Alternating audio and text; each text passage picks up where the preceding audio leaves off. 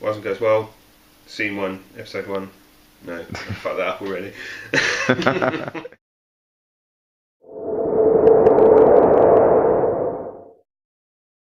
If I have to be perfectly honest, I can't remember most of what I've done.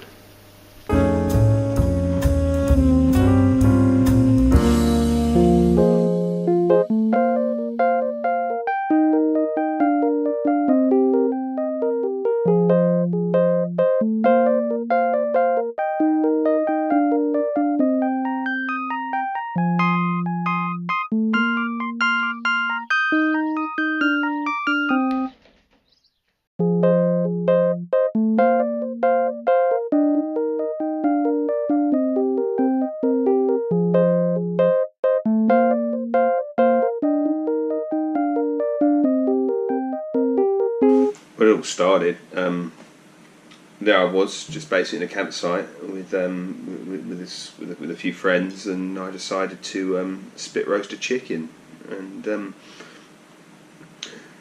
made Dan just started filming me. Yeah, I didn't know what he was doing, so then just let him film me, and then basically as I was doing it, he kept asking me questions, and from there it just kind of just expanded. Next thing I know, he's produced a video on me, sort of called Wiseman Goes Wild, and that was me just spit roasting a chicken over a fire, and then sort of doing some stuff with some berries. I never expected as to where it would go from there, but it was very, very humble beginnings of just me with a few mates around a campfire.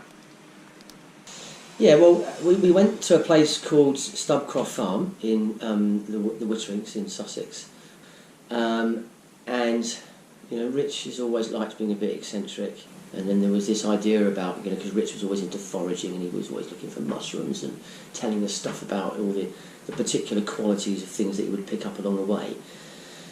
And then it seemed to kind of gather pace, and there was a sense that you had to capture this wild side of Richard, and something was born, I think. First episode, he was just dicking around with a chicken, to be fair. He'd seen an episode of Jamie Oliver and Gennaro, I think, cooking some sort of meat in a pit on some sticks, and decided that because we were outdoors that was the thing he was going to do. So that's how it came about, and then describing it, and then it just kind of grew out of that. That was the first episode.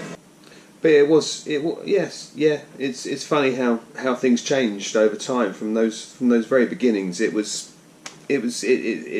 just expanded afterwards, and who knew where it would go, just from basically just doing a simple bit of foraging and sort of sitting with some mates and having a drink. It was fun times. We'd all just have a few drinks. I'd cook over a fire. Someone would do a bit of filming, and at the end of the day, out popped something which was usually birdie. People participated for some reason. They enjoyed sitting there. I had my small fan base. I had Dave and Liz. I had Birdie. They were always there. And sometimes they featured in episodes as well. Were there. They helped me out. They encouraged me. They sat there. They ate my food. They drank my drink. They clapped. They were happy to sort of be there. How did I come up with the ideas? It's usually a vague concept. I would sit there, think an idea out roughly, and then just turn up and go, "Hey Dan, I've got this idea," and he would then work out how we could make it happen. For example, when we did the Manifold Bacon episode, I had a few beers, and he decided it'd be a good idea for me to drive around the field a few times, and so I was like, "Yeah, that's great, that's fine." What I didn't know though is he'd dropped acid in my drink. Lots of highlights, definitely. I was very pleased with the lemon cheesecakes I did, sort of making those in the snow and in those conditions. That was a tough job. That was not easy doing that.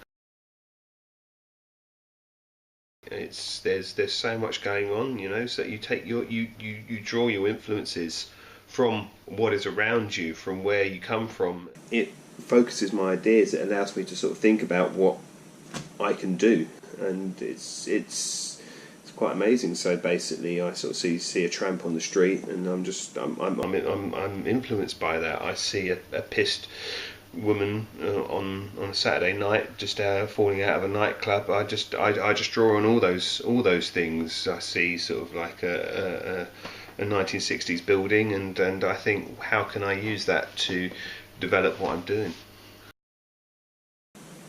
Yeah, I've had recollection for my books. I've had sponsorship sort of come in to sort of help out. I was heavily influenced by Martin Dorey when he did his One Man and Camper Van show. I mean, that was the starting point. I saw him actually as my rival, and basically it was me versus him in the early day. Wiseman Goes Wild versus One Man and His Camper Van, the Camper Van cookbook.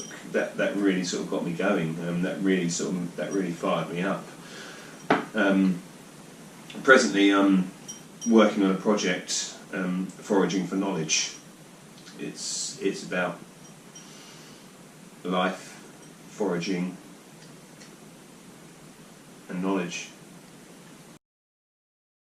Oh gosh, I mean, the rise to fame was just quite incredible, because it went from that to, you know, however many thousands of hits on YouTube, and then him getting recognised in the street, and, you know, asking for merchandise and stickers, and it was really odd, to be fair.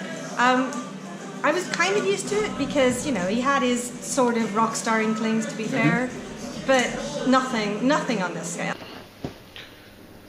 Well, to be honest, Dan, I think the turning point was when my film got shown at Glastonbury.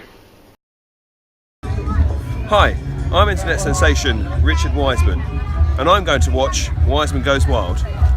Richard Wiseman does not advocate drink driving.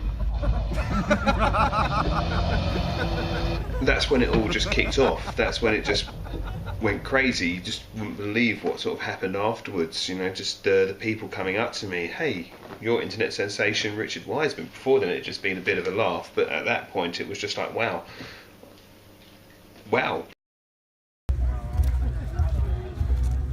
Do you know, if you actually talk to someone's eyebrow instead of their eye, it's really bloody confusing for them. Yeah, so you're just getting really close. So, how you doing? Yeah, wonderful. Hey, nice weather, isn't it? It's just great. See, yeah, it's not working for you because you're filming me, but yeah.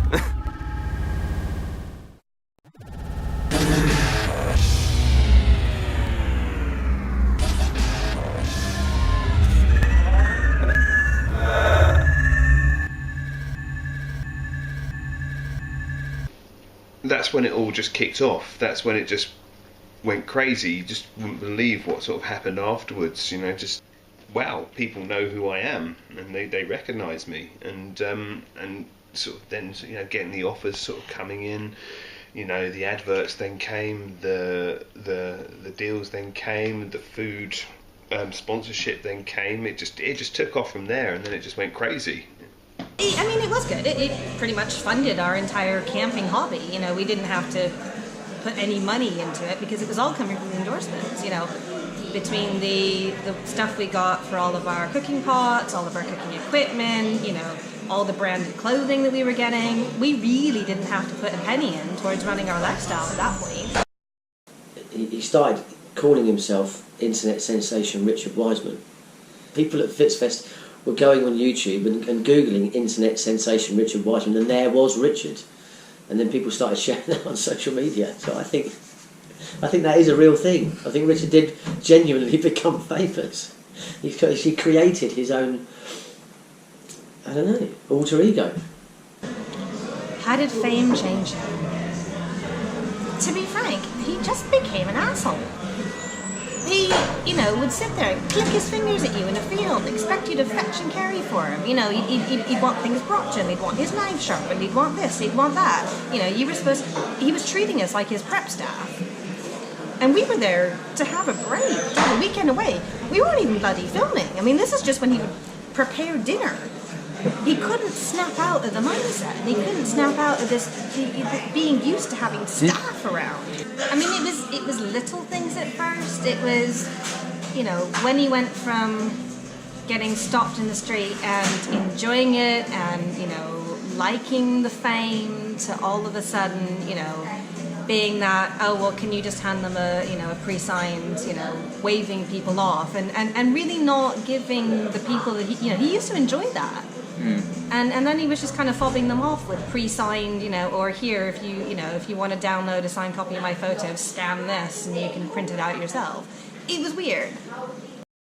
And how do you think fame has changed him over the years? He's a prick now. He's become unbearable. Yeah, he's just sort of big-headed, just arsehole striding around. Just he just doesn't talk to out anyone. Out the way, Wiseman. No, just doesn't talk to anyone. Prick. Manic and egotistical. It's destroyed him in subtle ways. Oh, he's become a cunt. Yes, he's become a cunt. Well, he became a massive wanker, didn't he? I walked past him in the street and he was with his new friends, and I went, "Hey Richard," and he completely blanked me. He used to be such a nice bloke as well, and he started hanging around with pop stars. Certainly didn't change him for the better, did it?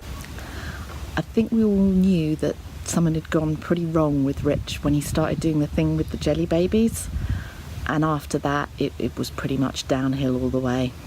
He really changed after he became well known.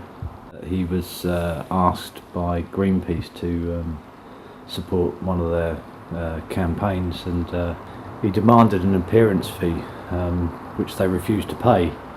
So just to spite them, he got a bucket of old engine oil and poured it in the Croydon Canal. Fame changed Richard in very, very interesting egotistical ways. He suddenly announced that all of the band needed to shave all their hair off because he couldn't possibly play with a band who had more hair than he did. When he became very famous, he decided he wanted to regrow his hair. So he went for implant surgery, and just to turn himself to look back as he did in The Teenager with his very, very long hair. At the time, I didn't see it as fame. That was the thing. I did not see this as fame. It was just, just me sort of sitting in a field, just basically sort of doing what I normally do. Recording? Yeah. Here's our jerk seasoning. All this money was just sort of flowing in, and all these people sort of coming over, all these women as well. Just, it was astonishing. I sort of didn't know what to do with myself. I was just riding this wave of just fame. He was this weird obsession with Pamela Anderson, and the fact that he was absolutely convinced that he had a thing with her. Pam was a sweet girl. She was a very sweet girl. Pam had her things as well, very large things. He never had a thing with her. He's got this story in his head that he's 100% convinced is true, that he went to the cinema and met Pamela Anderson, and, they were watching Ghostbusters 2, because obviously Pamela Anderson would be watching Ghostbusters 2 in a cinema in Croydon, because that's likely, right? That's definitely what happened. There's a special screening for Ghostbusters 2. They were showing it on a big screen. I was there, she was there, I'd been invited along, and of course me, just new in my stardom, I was quite wowed, so here's Pamela Anderson, and she likes Ghostbusters 2 as well, because Ghostbusters 2 is such a quality film. It was just great to meet someone who shared my passion for this film, and we just hit it off from there. So we went out, had a drink, and that's how she ended up coming back here to continue the discussions. And they bonded over their mutual love for Ghostbusters 2, and then from then on, they were an item. They kept calling me Pamela. Pam came along. She came back to mine. Jen was away, and she did my washing up for me. And what can I say? I was impressed. I was thoroughly impressed. And one thing led to another, and she kept coming around doing my washing up. And what about Richard's revelations that there was a Wiseman and Pamela Goes Wild tape that was filmed? Well, there was. But it was just me in a wig. What we had was a beautiful thing for the short term. And I don't think she could actually, to be honest, I don't think Pam Anderson could actually take the fame I was having at the time. I think there was some jealousy in there, and I think, because she used to be so famous, and there was me sort of where I was at the time, and I think at the end of the day it was destructive. It was destructive for both of us, and just didn't work out.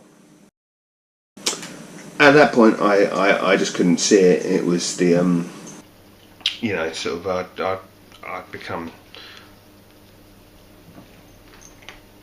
dependent on drink. Sort of my smoking intake had taken out quite a lot. The drugs. I look back on those times and couldn't believe the amount I put up my nose. It was astonishing. It was just there's a famous quote by Aerosmith. How much money did you make? Millions. Where did it all go? Up my nose. Yeah, I think that's a fair sort of comment for me as well. I was too drunk and high to realise how much it was affecting other people and how much it did affect my loved ones.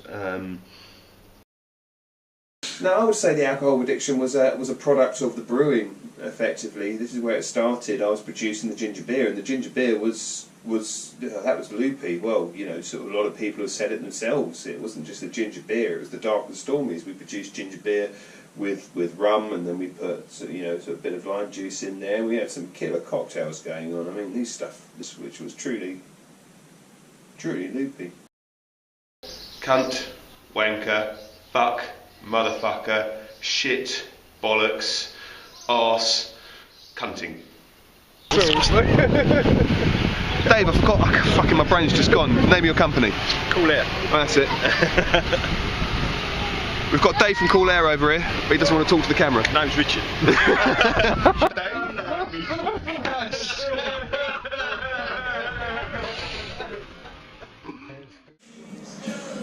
I honestly think it was his producer Dan that was a big contributor, pushing him more towards the alcohol-related videos. He was quite happy doing the cooking stuff, and it was oh no, can you redo the ginger beer one? Can you do the brewing from grain at home? Can you redo it?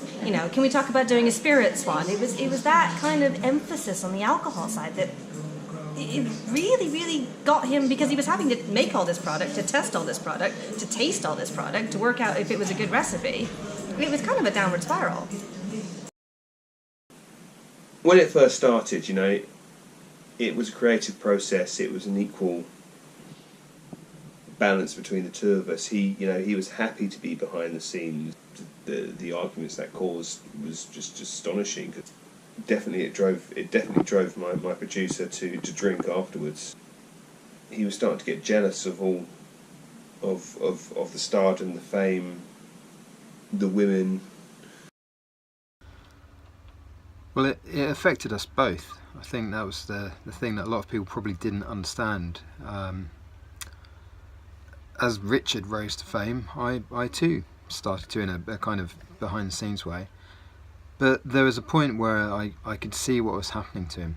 I saw the drink happening, I saw the drugs. I had to get the drugs for him most of the time. But I saw all of this happening, and it was affecting our relationship and his relationship with others. But to some extent, I felt guilty about that, because I was the one who had pushed him to do more and to do these episodes with his beer. And I felt like it was me who had caused a lot of these issues, and that in turn led me to drink. It was just a bad time, really. I thankfully managed to stop myself before it got too bad, but Richard had already gone down that path. He'd hurt many people, and we needed something to bring him back. Well, I think the real moment was when he decided to book Napalm Death for his birthday party. And when he put his mum right at the front of the mosh pit, that was a moment that, I think probably symbolised the point where his basis on reality changed. I've always been an experimenter. I like to try out new things. I like to sort of have different sort of ideas. I like to sort of push the boat out and see what can happen. Even if you don't know it's going to work, why not just give it a go, see what happens, and work it out. Napalm Death just happened to be there at the time. I'm I was a massive fan, and just basically so I sort of spoke to them and go, guys, I've got this idea. They came back to me and said, yeah, we'll give it a go. Why not? You know, but they did it in their own style. They gave it a go. I think it worked. No, Richard, it didn't. But he would be, constantly talking about inviting people that he'd met when he played at Glastonbury, throwing these like huge extravagant parties, and I think that's when he got into quite a lot of debt as well, because obviously he was having to pay for these huge venues, and I think we all started to get quite worried about him at that point. In the end, it all got too much. I couldn't take the 24/7 Wiseman Goes Well fantasy. I couldn't take his preoccupation with Pamela Anderson. I had to give him a short, sharp shock, and I made him go and live in the camper van. And I think that point, when I wouldn't let him in the house anymore, was when it really dawned on him what was going on. When you're in that position, you don't really think about it. You're there, you're doing what you're doing, and you're living in your own kind of world. And if other people are affected by it, you don't pay attention to them. I'll be back in a moment.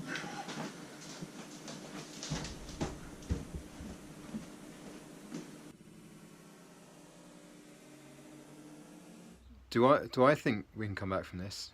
Yeah, of course we can. It's about going back to those humble beginnings.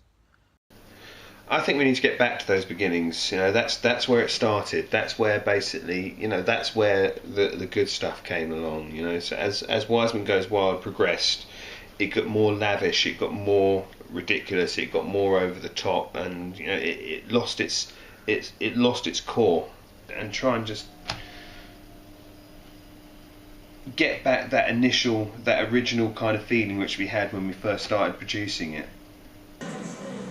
I mean, I'd like him to return to his roots, I want him to get out of the studio, go back to filming in nature, and to just shoot simple, easy to do cooking things. No, I know he loves it, the primary core of it he loves, but everything that goes with it, I'm not sure. So where do we go from here? It's got to be the cake in the Dutch oven. We have to do something to show the people, this can be done. I think we need to come back with a bang, and I think that's the only way we can come back with a bang.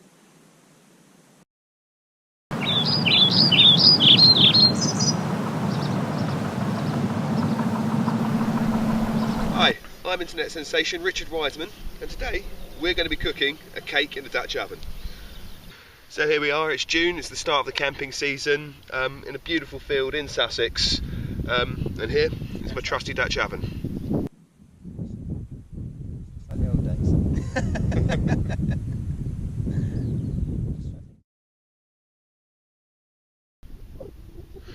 Well, that was all very well and good.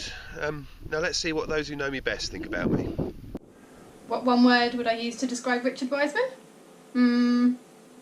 I need a thesaurus for that. Spongiulent. Individual. Messianic. He's really honest. He's a very genuine guy. He's completely down to earth. He would give his last penny to help someone else. Cold.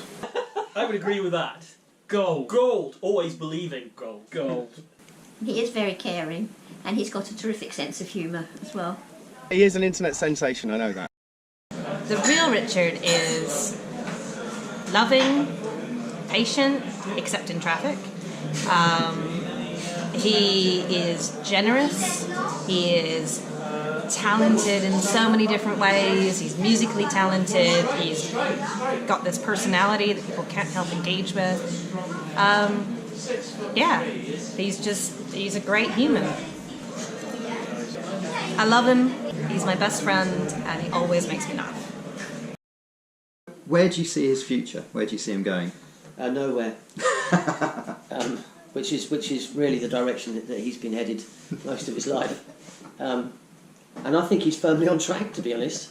He was going somewhere, and he's not. And I think that we're all really happy about that, and so should he be, really. but he is unique. He's very loyal, and he's fantastic fun. You know, he always laughs at everything, and he's got time for everybody. So yeah, he's loyal, he's generous, he's kind, but he is unique. I've never met anyone like Richard. Until next time, stay wild.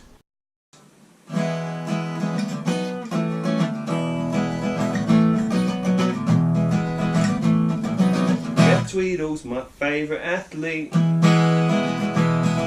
She'd win a fight with Fatima Whitbread. Beth Tweedle's my favourite athlete.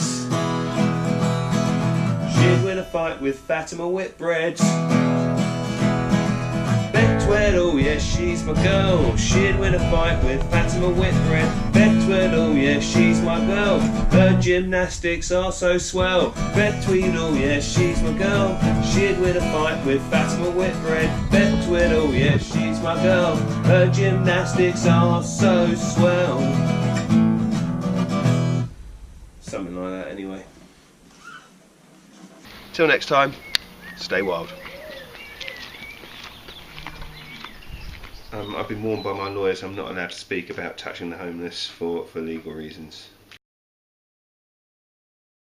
I've heard, I may be wrong, that you did quite a lot of favours for people over the time of the excess. Yeah. One of whom was cooking for Theresa May. Okay. And David Cameron's wife. He's always been a big Tory fan. So. Yeah, and was it just a night? I heard it was a weekend. They went fox hunting, I believe, together.